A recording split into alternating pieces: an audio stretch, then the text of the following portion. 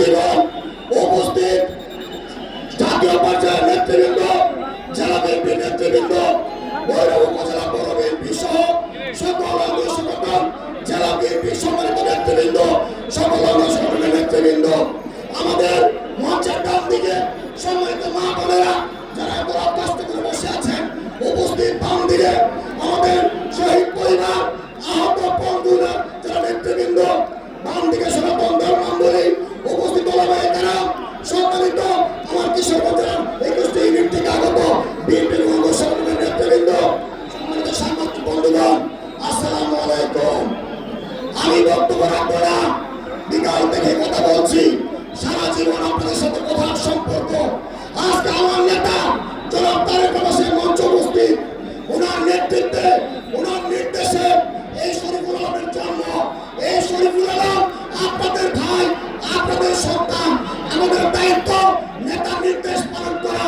নেতা বলেছে 17 বছর রাজপথে থাকতে হবে। আমি জেলা বিএনপি সভাপতি হিসেবে কিশোরগঞ্জের সবাইকে নিয়ে রাজপথে থেকেছি। সহযোগিতা রাস্তায় জীবন দিয়েছে। আজকে আমাদের দেশ বিনির্মাণে রাষ্ট্র মেরামতের কর্মসূচি আমাদের। আর আগামী 10 নির্বাচনে কিশোরগঞ্জ জেলায় নেতা 6 জন প্রার্থী নমিনেশন দিয়েছে।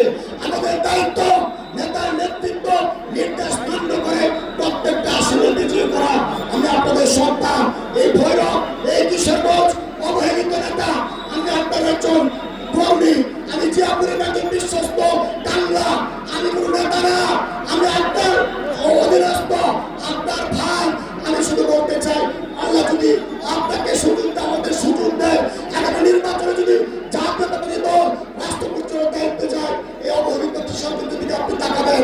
আমার নির্বাচন এলাকা ভৈরবপুরে আছে, আপনি আমাকে 5 বার নমিনেশন দিয়েছেন। আমার মতো শরীফুল আলম একটা দল থেকে এই যে 5 বার নমিনেশন পেয়েছি, আমি আমার সর্বোচ্চ দিয়ে দলের নির্দেশ রাজনীতি থেকে মান্য করার চেষ্টা করেছি। একটাই কথা, আমার কোনো কিছু বক্তব্য নয়, আপনি আমাকে দোয়া করবেন।